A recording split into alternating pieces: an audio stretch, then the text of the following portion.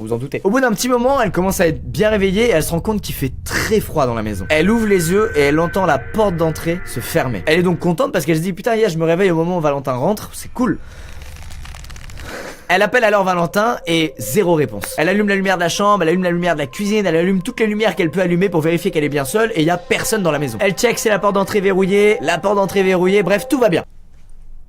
J'ai peur, c'est ça va pas pardon. Elle sait que c'était pas un rêve, donc elle envoie un message à Valentin pour lui dire putain j'ai peur, il s'est passé un truc bizarre. Peu de temps après, Valentin rentre, elle lui explique de vive voix, il mange et Valentin reste dans le salon pour dormir avec le bébé alors que Mathilde elle dort dans la chambre. Tout simplement pour que Mathilde puisse faire une nuit correcte, pour qu'elle puisse se reposer vraiment parce qu'un bébé comme vous le savez ça pleure et elle a clairement pas besoin de ça vu comme elle est malade. Avant de dormir, Valentin s'assure que la porte d'entrée est fermée, s'assure que toutes les fenêtres sont bien verrouillées et chacun va se coucher. Mathilde se réveille vers 2 h du matin à nouveau parce qu'elle doit extraire, elle a mal et elle ressent la même chose que quelques heures avant quand elle s'est réveillée et qu'elle était pas bien, pas à l'aise du tout. Et elle voit une silhouette au bord de son lit. Quelqu'un est là, au pied du lit, et il fait la même taille